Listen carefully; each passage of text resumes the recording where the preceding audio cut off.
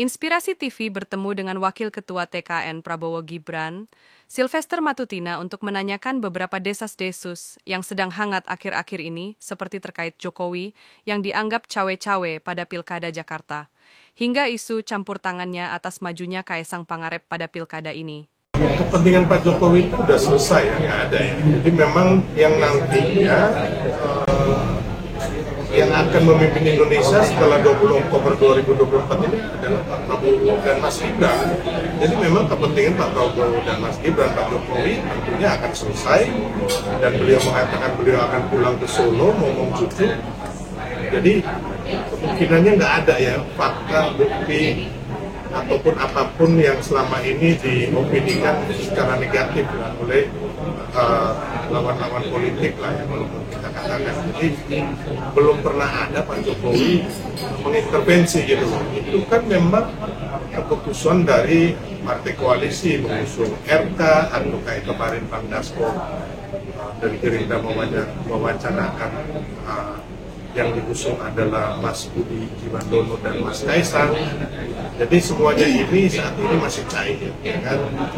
Pendaftaran pun masih lama ya. Jadi kalau wacana bahwa Pak Presiden Jokowi menjegal itu adalah orang-orang yang ingin agar kayak Anies ini berasa disolimi, berasa gitu.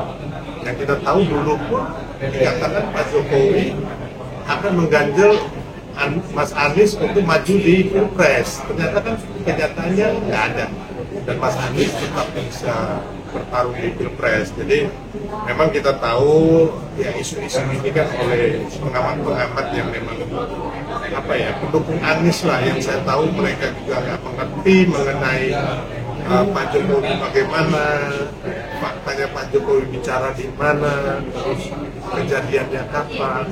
Tapi mereka sengaja kerjanya memang mengembuskan opini negatif agar Pak Jokowi ini tingkat kepuasannya turun. Tapi ternyata kemarin Litbang Kompas sudah mensurvei dan tingkat kepuasan kepada Presiden Jokowi itu sangat tinggi. Orang yang nggak tahu Pak Jokowi bagaimana, nggak pernah ketemu Pak Jokowi, nggak pernah bicara, tapi dia so tahu melebihi Pak Jokowi sendiri gitu. Dan kita yang sering berhubungan dengan Pak Jokowi, jadi kan lucu ini. Tapi ini ya adalah sebagian kecil masyarakat yang mempercayai, sebagian kecil loh Mas Henry, ya nggak semuanya loh, kasihan deh loh, gitu loh. Jadi intinya memang dia ini adalah tim pemenangannya Anies Baswedan. Jadi supaya Anies Baswedan ini naik elektabilitasnya di Jakarta, makanya dibikinlah isu-isu penzoliman, isu-isu dijegal, ya kan? Karena kita tahu walaupun Pak Anies sampai saat ini elektabilitasnya cukup tinggi di Jakarta, tapi ada anak-anak muda nih seperti Mas Budi Jiwandono, Mas Kaesang kalau maju, belum tentu gitu loh, apalagi nantinya didukung oleh Prabowo Gibran, dan kita semua pendukung Prabowo Gibran akan bekerja keras. Kita lihat gitu loh, jangan juga ya, kita intinya kalau kita tidak pernah melakukan isu atau opini negatif ke siapapun. Yang kita lakukan adalah selama ini di kampanye nasional, di kampanye daerah-daerah, relawan adalah meminta restu dan merebut hati rakyat. Itu yang kita selama ini lakukan sehingga Prabowo Gibran menang dalam satu putaran. Bocorannya Bang, Budi Jiwandono dan Mas Kaesang jadi maju nggak nih? Kemungkinannya iya, ya, kemungkinan besar, dan teman-teman sih senang, ya kan. Kemarin Bang Dasko juga sudah ngomong, ya kan, dan semua saya rasa ya kalau Bang Dasko ngomong berarti itu panglima kami, ya kan. Semuanya pasti jalan lah. Teman-teman relawan itu komandonya selain Pak Prabowo Mas Gibran, Bang Dasko, gitu loh. Jadi pasti akan jalan. Dan Bang Rosan. Selain itu, Bang Sil juga mengklarifikasi terkait campur tangan Jokowi atas terkabulnya gugatan Partai Garuda soal PKPU syarat usia kepala daerah. Bang Sil mengatakan bahwa ini semua tidak ada relevansi dan Jokowi sama sekali tidak ikut campur atas hal ini. Relevansinya kan nggak ada Bang, kayak gini loh. Yang mengajukan gugatan itu adalah dari Partai Garuda. Apa hubungannya Pak Jokowi? Ya kan?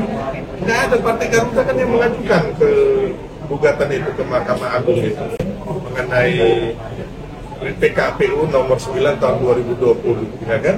Jadi bukan Pak Jokowi atau linknya gitu loh, dan Partai Garuda ini adalah mereka memang mau. Jadi saya sih pingin ya semua yang mengopinikan negatif itu duduk bicara sama saya deh. Ya, kapan, di mana, biar kita bedah gitu loh, bahwa kan ini keputusan MK juga sudah kemarin terakhir itu udah final gitu loh. Terus memang nggak ada hubungannya, tapi masih aja isu ini sengaja dihembuskan. Tapi ya bagus juga, karena isu-isu fitnahan ini akhirnya Makin elektabilitas makin tinggi Anies ya. kalah, Ganjar 16% nomor buncit ya. Tapi, Jadi Prabowo Gibran menang dalam satu putaran gitu loh. Karena memang masyarakat sudah percaya. Bang, ada satu lagi nih, apakah imbas dari keputusan MA ini juga untuk Kaisang merasa beruntung nggak sih? Bisa iya. Imbas beruntung gitu loh. Iya, saya rasa itu Oh, iya? bagus loh. Tapi kan kita masih menunggu nanti KPU Setelah melakukan PKPU ya. Intinya kita lihat dulu apakah KPU nanti melaksanakan ini. Kalau melaksanakan ini, saya pikir ini bukan hanya untuk Mas Kaisang, ada mungkin yang lain yang di bawah usia itu juga yang mau maju di Pilgub atau Pilgub atau Pilwali dimanapun bisa memakai dasar ini untuk siapapun maju. Jadi memang haruslah anak-anak muda ini. Saya juga jangankan Anies Baswedan sama siapa gitu sama PKS, Anies Baswedan sama Ahok nih ya disandingkan nih. Lawan Budi Jiwandono sama Kaisang, saya masih bertaruh Budi Jiwandono dan Kaisang Pangarep. Bang, tapi kalau misalnya bicara soal kesulitan dari TKN dan mungkin dari partai koalisi Indonesia Maju untuk di Pilkada Jakarta seperti apa Bang? Karena kan kalau misalnya kita lihat sebetulnya belum satu suara nih kalau memasukkan RK, dan juga artinya juga ada yang mencoba menggoda-goda PKS di sini untuk bergabung, untuk koalisi dalam Pilkada Jakarta, menawarkan ya kursi cawagup dan sebagainya. Ini bagaimana ya kalau dari TKN soal kesulitan ini? Ini kan namanya juga atraksi politik, gimmick wajar-wajar saja. Kita lihat saja nanti keputusan dari Prabowo Gibran atau tim koalisi Indonesia Maju, penetapan di bulan September kalau nggak salah, baru kita lihat bahwa ini sudah keren. Ya, jadi kalau saat ini ya namanya gimmick politik kayak Mas Kaisang kemarin bicara sama apa namanya mau berpasangan dengan Anies, ya kan kita juga bisa mengusulkan dong, ya kan udahlah Anies sama Pak Ahok atau Ahok sama Anies, ya wajar-wajar aja lah, siapa kayak gitu loh. Bu Risma maju bila perlu, Pak Bu Menteri Keuangan sama Menteri PUPR gabung dari PDIP, ya silakan aja. Ya kan bisa-bisa aja kok. Ini jadi keputusannya nanti bulan September ketika rekomendasi itu sudah ditetapkan oleh KPU yang didukung di Pilkada DKI. Nah, tapi kalau bisa melihat dari sinyal ini, Bang, kalau kita ngomong bicara soal elektabilitas, survei, Anies ini kan masih paling tertinggi di Jakarta. Ya.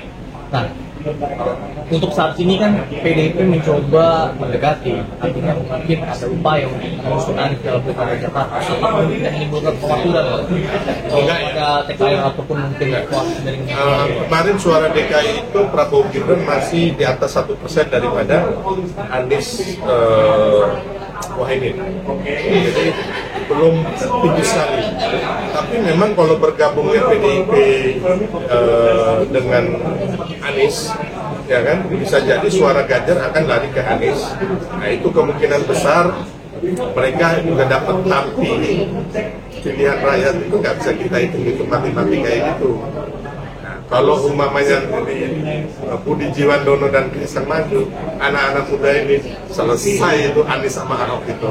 Berarti Bang, apakah tahun 2024, 25 ini harus anak-anak muda yang maju ya, biar lebih fresh ya, zaman anak muda ya. Dong. Kan kayak kemarin Pak Prabowo ya kan menang ya kan, memang ada unsur Pak Prabowo sendiri, tapi ada unsur Pak Jokowi dan juga anak muda loh Mas Gibran. Seberapa kuat sih Budi Jiwandono dan Mas Kaisang Bang di DKI Jakarta? Tapi kok untuk saat ini nama Budi Jiwandono udah nggak mendukung lagi nih Bang, karena yang digembar-gemborkan saat ini kan RK, yang padahal Ya, RK itu masih dalam bawah naungan Partai Golkar yang Ya kalau kami sih ragu ya dengan RK ya sebagai pribadi ya. Saya sebagai pribadi, kalau RK masuk ke Jakarta kayaknya selesai lawan Anies lah ya kan. Jadi lebih baik RK di Jawa Barat aja. Biarkan di DKI ini anak-anak muda aja. Pak RK udahlah, urus Jawa Barat aja, kumaha. Tapi aku pengen tahu. Saya mau nanya Palestina. Bentar ya, Bu, ada satu pertanyaan. Bang, seberapa kuat Kaisang dengan Mas Budi Jiwandono? Serius nggak sih? Ya, itu kan baru wacana. Seriusnya itu nanti setelah penetapan rekomendasi dari KPU. Tapi kelihatan lama ngomong serius. Ya pasti harus serius dong. tapi kan Bang Jalo Karena kan kemarin kan ini kan kita ngomong, yang ngomong ini kan Panglima Dasko. kita nanya isu dulu Pak ya. Ya, Buat sesekali kesini Bang. soal Prabowo ya. Sama yang masalah Palestina. IKN, masalah Boleh. Bang, ini kan Pak Prabowo akan mengirimkan keluarga belajar di Indonesia. Ini kalau menurut Abang bagaimana tanggapannya? itu suatu hal yang mulia dan bagus ya. Lepas sebenarnya juga selain warga Gaza juga kita harus perhatikan bangsa kita sendiri. Tapi kan kita lihat di sana memang anak-anak gitu ya, masyarakat sana benar-benar secara dari sisi humanisme manusia sangat susah, sangat sengsara. Jadi mereka nggak bisa makan, nggak bisa dapat air bersih, nggak bisa dapat tempat tinggal, sudah dibom semua, nggak bisa ada namanya sakit, nggak bisa berobat. Jadi menurut hemat kami ini suatu terobosan yang baik.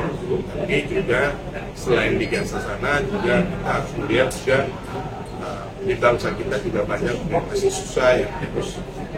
Jadi kita jangan hanya melihat orang luar, ya kan? Ya walaupun sesama saudara kita ya dalam hal ini, kita juga harus mengutamakan juga rakyat kita yang juga sekarang ini masih susah, masih berzolimi, baik secara hukum, masih belum bisa mendapat pendidikan yang layak, kesehatan yang baik, gitu. Jadi harus sama-sama seiring sejalan. Tapi intinya apa yang dikatakan Pak Prabowo itu yang diwacanakan adalah suatu hal yang mulia, karena memang benar-benar di sana terus terang aja mereka sangat susah sekali.